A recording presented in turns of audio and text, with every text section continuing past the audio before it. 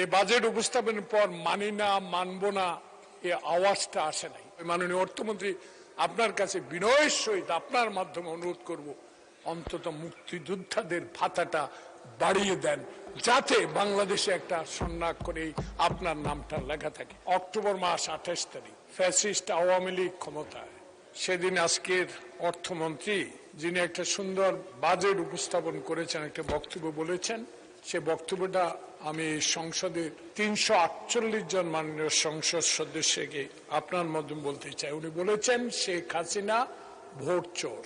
সে অর্থমন্ত্রী আজকে স্বাধীনভাবে একটি নিরপেক্ষ সুষ্ঠু নির্বাচনের মধ্য দিয়ে যে সরকার গঠিত হয়েছে, সে সরকারের অর্থমন্ত্রী তারেক রহমানের মাননীয় সংসদ নেতার পরিচালনায় ক্যাবিনেট থেকে পাশ করা একটি বাজেট উপস্থাপন করেছেন। সে বাজেটকে আমি ধন্যবাদ জানাই। বহু বাজেট দেখেছি, বহু গুণীজনের বাজেটও এখানে উপস্থাপন হয়েছে, কিন্তু এবার আমার একটা জিনিস ভালো লেগেছে। এই বাজেট উপস্থাপনের পর মানি না, মানব না, এই আওয়াজটা আসে নাই। মানি না, মানব না অনেকে বলতেন, কিন্তু এবার বিরোধী দলকেও ধন্যবাদ জানাই। সমালোচনা আপনারা করুন, সেই সমালোচনার জবাব অবশ্যই আমরা দিব, কিন্তু সমালোচনা গঠনমূলক হোক, সেটা আমাদের সংসদ নেতা বলেছেন।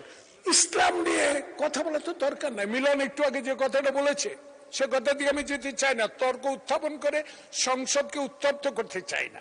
শুধু একটা বলতে চাই, নিজের কথা নিজেরাই বিচার করেন। আপনারা 71 সালে কোথায় ছিলেন, নিজেরাই বিচার করেন, আমাদের বলা দরকার নেই। আপনি একটু তাকান মিরপুরের শহীদ বুদ্ধিজীবী কবরস্থানের দিকে।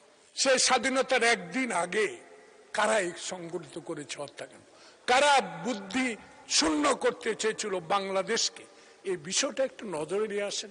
আপনারা একটু দেখেন, শহীদ প্রেসিডেন্ট জিয়াউর কণ্ঠে রেডিওতে যুদ্ধের আহ্বান শুনেছি, ঘোষণা শুনেছি। আমরা তখন এই দলও ছিল না, এই দলের সদস্যও ছিলাম না। আমরা সেদিন বিশ্ববিদ্যালয় থেকে বেরিয়ে সেদিন স্বাধীনতা যুদ্ধে অংশগ্রহণ করেছি।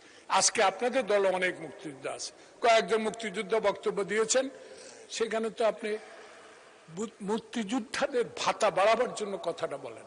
ভাতার শহীদ যারা আজকে আমাদের জুলাই বিপ্লবের শহীদ হয়েছে, যারা আহত হয়েছে, তা তো অবশ্যই আমরা স্মরণ করব, কিন্তু 71কে ভোলা যাবে না।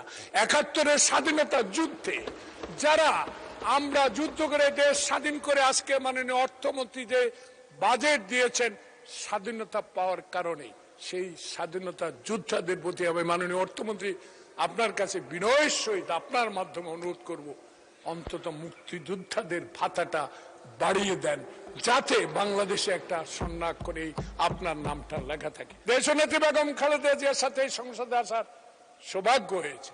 সেই দেশনেত্রীর কাছে অনেক কথাই শুনেছি।